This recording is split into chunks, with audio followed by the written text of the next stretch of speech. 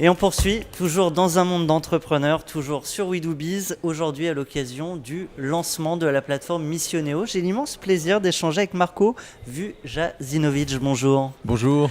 Vous êtes l'un des cofondateurs de Météo Job, un job board qui permet de mettre en relation, via une technologie que vous avez développée, les entreprises et les personnes à la recherche d'un emploi.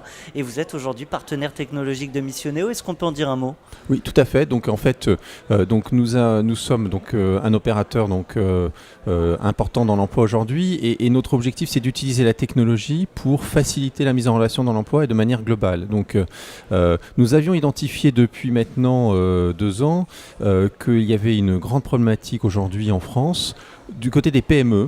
C'est-à-dire que les PME régulièrement sont en sous-effectif d'une part, ou alors manquent de compétences ou d'expertise. Il y en a 30% qui sont régulièrement en manque d'expertise et qui ont finalement besoin d'intervenants en mission.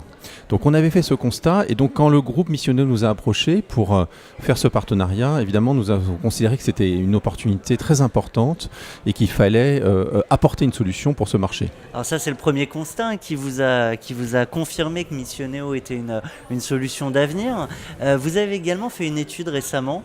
Est-ce qu'on peut revenir sur les points essentiels que nous apprend cette étude ? Oui, parce qu'il y a le côté entreprise, mais ce qui nous intéresse aussi, c'est beaucoup le côté candidat, ou le côté de la recherche d'emploi. Donc il nous paraissait essentiel de comprendre quelles étaient les aspirations, quelles étaient les visions des personnes aujourd'hui en France en recherche d'emploi. Et donc on a mené une enquête auprès de 1800 personnes en septembre, il y a un mois, qui étaient en recherche d'emploi en France, représentatif des gens en recherche d'emploi en France, pour essayer de comprendre leur vision de ce mode de travail.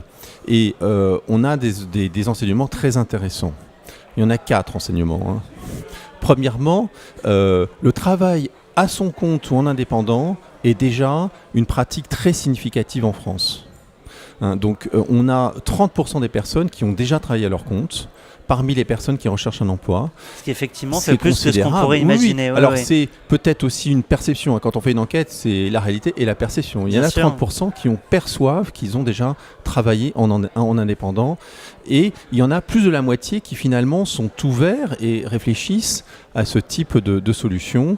Donc ça, c'est déjà le premier enseignement. C'est quand même considérable. Deuxième enseignement. Le deuxième enseignement, ça je crois que c'est important, c'est que finalement, c'est aussi une aspiration relativement profonde et une tendance de fond de notre société. Vous savez, nous, on est dans la technologie, donc beaucoup dans le digital, mais le digital, ça change aussi sans doute la vision des choses, ça change notre société, et nous pensons qu'il y a une aspiration de plus en plus importante des personnes à plus d'autonomie, plus d'indépendance, et du coup, on s'aperçoit aujourd'hui que quand on leur demande, par exemple, si on est plus heureux en travaillant en indépendant ou en CDI, eh bien, c'est très spectaculaire. Il y en a plus de 80% qui pensent qu'aujourd'hui, on est plus heureux quand on travaille en indépendant. Effectivement, malgré les galères, c'est vrai qu'on est libre de ses choix. Voilà, mais c'est je pense, une tendance de fond de nos sociétés. C'est pas ponctuel, c'est vraiment que ça répond à une aspiration.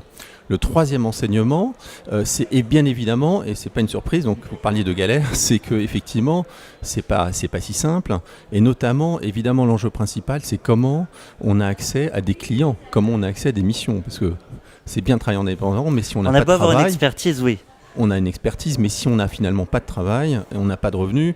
Donc ça, c'est vraiment une préoccupation et une problématique fondamentale pour les gens. Légitime, effectivement. Et fondamentale pour les gens.